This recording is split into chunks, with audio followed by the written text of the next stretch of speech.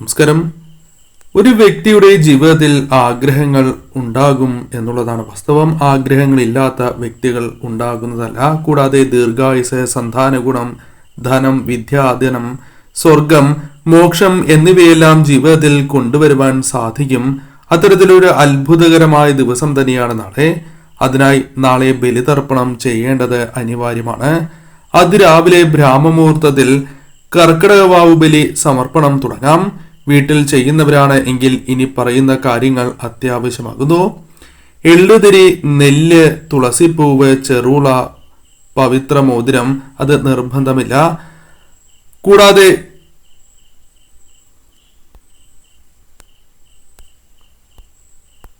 കൂടാതെ ഹവിസ് എന്ന് പറയുമ്പോൾ ചുവന്ന പച്ചരി കുറുക്കിയതാണ്.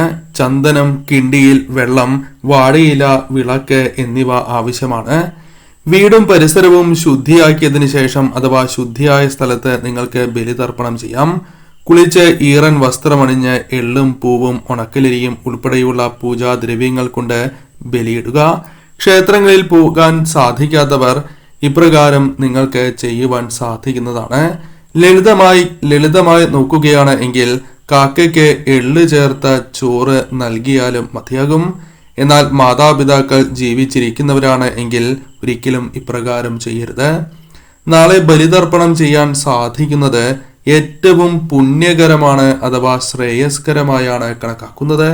കാരണം ജലരാശിയായ കർക്കിടകത്തിൽ സൂര്യനും ചന്ദ്രനും ഒത്തുചേരുന്ന ദിനമാണ് നാളെ സാധിച്ചില്ല എങ്കിൽ ചില സൂചനകൾ നിങ്ങൾക്ക് ലഭിക്കുന്നതാണ്. ആവർത്തിച്ചുള്ള തടസ്സങ്ങളാണ് സംഭവിക്കുക. വിചാരിച്ച കാര്യങ്ങളിൽ നിങ്ങൾക്ക് ഉയർച്ച നേടുവാൻ സാധിക്കണം എന്നില്ല. കൂടാതെ വിവാഹ കാര്യത്തിൽ താമസം നേരിടുവാനുള്ള സാധ്യതകളുണ്ട്. പല കാര്യങ്ങൾ കൊണ്ടും നീണ്ടുപോകാം. സന്താന സൗഭാഗ്യത്തിന് പോലും തടസ്സങ്ങൾ, വിഘ്നങ്ങൾ സൃഷ്ടിച്ചു എന്ന് വരാം. സാമ്പത്തിക പ്രയാസങ്ങൾ, ബുദ്ധിമുട്ടുകൾ അവരെ നേരിട്ടു എന്ന് വരാം. മാനസിക ശാരീരികമായ പ്രശ്നങ്ങൾ, തളർച്ച തുടങ്ങിയ കാര്യങ്ങൾ അവരുടെ ജീവിതത്തിലേക്ക് വന്നു ചേരാം. നാളെ നമ്മളിൽ ഉള്ള ആത്മാവും പിതൃക്കളുമായുള്ള ആത്മബന്ധത്തെ സൂചിപ്പിക്കുന്നതുമാണ്. അവരിൽ നിന്നുള്ള ശക്തി നമ്മെ എപ്രകാരം സ്വാധീനിക്കുന്നു എന്നും സൂചന നൽകുന്നതാണ്. നാളെ ചില സമയങ്ങളിൽ വീടുകളിൽ അതീവ പ്രാധാന്യമായ സമയം തന്നെയാണ്. അതിനാൽ ഈ സമയങ്ങളിൽ നിങ്ങൾ വീടുകളിൽ വിളക്ക് തെളിയിച്ചിരിക്കണം എന്നുള്ളതാണ്. ആ സമയങ്ങളെ കുറിച്ചാണ് ഇനി പരാമർശിക്കാനായി പോകുന്നത്. അതിൽ ആദ്യത്തേതായ സമയം അതിരാവിലെ ആണ്. അതിരാവിലെ എന്ന് പറയുമ്പോൾ ബ്രാഹ്മമുഹൂർത്തം മുതൽ രാവിലെ 6 മണി വരെയുള്ള സമയത്ത് ഏറ്റവും ശുഭകരമായ സമയമായി തന്നെ കണക്കാക്കുന്നു. ഈ സമയം വിളക്ക് തെളിയിക്കുവാൻ സാധിച്ചാൽ സർവ ഐശ്വര്യങ്ങൾ തന്നെയാണ് ഫലമായി വന്നു ചേരുക. സന്ധ്യാസമയത്തിനും പ്രാധാന്യമുണ്ട്. സന്ധ്യയ്ക്ക് വൈകുന്നേരം 5:45 മുതൽ രാത്രി 7 മണി വരെയുള്ള സമയം ഏറ്റവും ശുഭകരമായ സമയമായി തന്നെ പരാമർശിക്കുന്നതാണ്. ഈ സമയത്തും നിങ്ങൾക്ക് വിളക്ക് തെളിയിച്ചു വയ്ക്കുന്നത് അതീവ ശുഭകരമായി തന്നെ കണക്കാക്കുന്നു എന്നുള്ളതാണ്. ചെയ്യാൻ സാധിക്കുന്നതായ ചില പരിഹാരങ്ങളുണ്ട്. അത് നിങ്ങൾ ചെയ്യാൻ സാധിച്ചില്ല എങ്കിൽ അടുത്ത അമാവാസിക്ക്, അതായത് നാളെ നിങ്ങൾക്ക് ബലിതർപ്പണം ചെയ്യാൻ സാധിച്ചില്ല എങ്കിൽ ചെയ്യേണ്ടതായ പ്രധാനപ്പെട്ട കാര്യങ്ങളിൽ ഒന്ന് അമാവാസിക്ക് തർപ്പണം ചെയ്യുക എന്നുള്ളതാണ്. അടുത്ത 15 ദിവസത്തേക്ക് അടുപ്പിച്ച് 108 തവണ ഓം നമോ ഭഗവതേ വാസുദേവായ എന്ന നാമം നിങ്ങൾ ഉരുവിടുക. 15 ദിവസം നിങ്ങൾ ചെയ്യേണ്ടതായിട്ടുണ്ട്. കുളിച്ച് ശുദ്ധിയോടെ തന്നെ ചെയ്യണം എന്ന കാര്യവും പ്രത്യേകം ഓർക്കണം. കൂടാതെ ദാനധർമ്മങ്ങൾ നിങ്ങൾ ചെയ്യുക. അതായത് ദാനം മറ്റുള്ളവർക്ക് നൽകുക. അത് അന്നദാനമാകാം. അന്നദാനം ഒരുമിച്ച് നടത്തുവാൻ സാധിക്കുന്നില്ല എങ്കിൽ നിങ്ങൾക്ക് സാധിക്കുന്നതായ പണം നൽകി അന്നദാനത്തിന്റെ ഭാഗം ആകാവുന്നതുമാണ്. അല്ലെങ്കിൽ മറ്റുള്ളവർക്ക് ഭക്ഷണം അത് ആവശ്യമുള്ള വ്യക്തികൾക്ക് വാങ്ങി നൽകുന്നതും ശുഭകരമാണ്.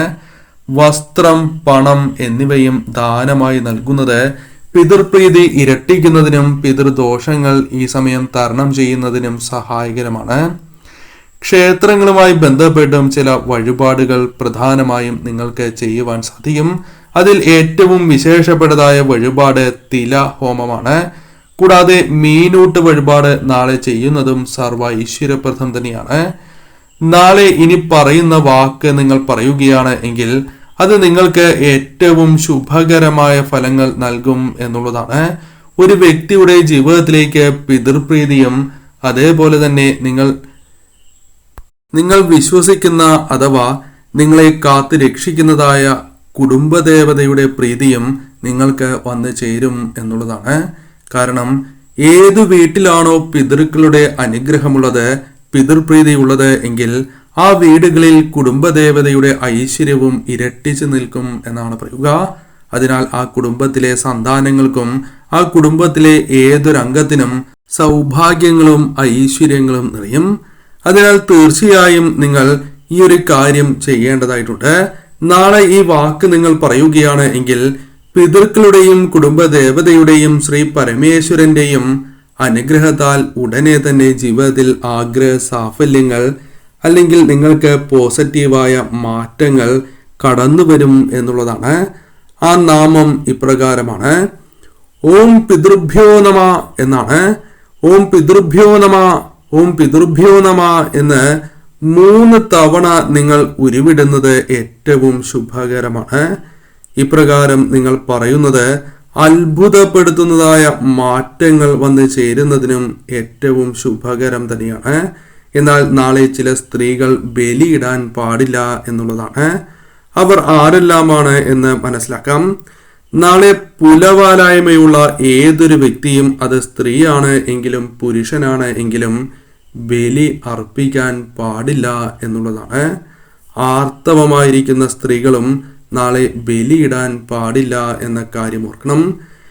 ബലിയിടുമ്പോൾ നിങ്ങൾ ചെയ്യേണ്ടതായ ഒരു കാര്യം മനഃശുദ്ധി അനിവാര്യമാണ് എന്നുള്ളതാണ്. ദുഷ്ചിന്തകൾ മനസ്സിൽ വരാനേ പാടുള്ളതല്ല. അത്തരം ചിന്തകൾ പൂർണ്ണമായും ഒഴിവാക്കി മനസ്സ് ഏകാഗ്രമാക്കി തന്നെ, അല്ലെങ്കിൽ സാക്ഷാൽ പരമശിവനെയും അതേപോലെ തന്നെ സാക്ഷാൽ മഹാവിഷ്ണു ഭഗവാനെയും പ്രാർത്ഥിച്ച് നിങ്ങൾ മുന്നോട്ട് പോകേണ്ടതായ ഒരു ദിവസം തന്നെയാണ്. നാളെ ക്ഷേത്രത്തിൽ പോകുന്നവർ പിതൃതർപ്പണത്തിന് ശേഷം ക്ഷേത്രത്തിൽ പ്രവേശിക്കാതിരിക്കുന്നതാണ് ശുഭം. വീട്ടിൽ വന്ന് നിറവയർ ആഹാരം കഴിക്കാൻ പാടില്ല എന്ന കാര്യവും പ്രത്യേകം ഓർക്കണം. ബലിയിടുന്നവരും ഇടാത്തവരും ഈ കാര്യം ശ്രദ്ധിക്കണം. നാളെ ആഹാരത്തിന്റെ കാര്യത്തിൽ നിയന്ത്രണം കൊണ്ടുവരേണ്ടത് അനിവാര്യമാണ് എന്നുള്ളതാണ്. അത് തീർച്ചയായും നിങ്ങൾ ശരിയായ രീതിയിൽ തന്നെ ശ്രദ്ധിക്കേണ്ടതായിട്ടുണ്ട്. മത്സ്യം, മാംസം, ലഹരി എന്നിവ പൂർണ്ണമായും വർജിക്കേണ്ടതായ അല്ലെങ്കിൽ ഒഴിവാക്കേണ്ടതായ ദിവസം കൂടിയാണ് നാളെ ആ കാര്യത്തിനും പ്രാധാന്യം നൽകണം. ആഹാരം നിങ്ങൾ മുഴുവനായി തന്നെ കഴിക്കുവാൻ പ്രത്യേകം ശ്രദ്ധിക്കണം. അതായത് നിങ്ങൾക്ക് ആവശ്യത്തിനുള്ള ആഹാരം മാത്രമേ വാങ്ങുവാൻ പാടൂ. ഒരിക്കലും ബാക്കി വയ്ക്കരുത് എന്ന കാര്യം പ്രത്യേകം നിങ്ങൾ ഓർക്കണം. ആരെയും പ്രാവുകയോ അല്ലെങ്കിൽ അവർ മുടിഞ്ഞു പോകും, നശിച്ചു പോകും എന്നുള്ള രീതിയിലുള്ള വാക്കുകൾ മറ്റുള്ളവർക്ക് മേൽ പ്രയോഗിക്കാൻ പാടുള്ളതല്ല. അത് നിങ്ങൾക്കും ദോഷമായി ഭവിക്കും എന്നുള്ളതാണ്. പിതൃപ്രീതി പോലും ലഭിക്കുന്നതായ സാഹചര്യത്തിൽ നിന്നും അത് ഒഴിഞ്ഞു പോകുന്ന കാര്യങ്ങൾ ജീവിതത്തിലേക്ക് വന്നു ചേരും. അതിനാൽ പാടുള്ളതല്ല. നാളെ ഏറ്റവും വിശേഷപ്പെട്ടതായ ദിവസമാണ്. ഒരു വീട്ടിലേക്ക് ഏറ്റവും ഐശ്വര്യപ്രദമായ കാര്യങ്ങൾ കൊണ്ടുവരുവാൻ സാധിക്കുന്ന ദിവസം. കാരണം പിതൃപ്രീതി ഒരു വീട്ടിലേക്ക് എളുപ്പത്തിൽ കൊണ്ടുവരുവാൻ സാധിക്കുന്നതായ ദിവസമാണ്. നാളത്തെ ദിവസം ഞാൻ ഈ പരാമർശിച്ചിരിക്കുന്നതായ കാര്യങ്ങൾ ശ്രദ്ധിച്ച് തന്നെ നിങ്ങൾ മുന്നോട്ട് പോവുക.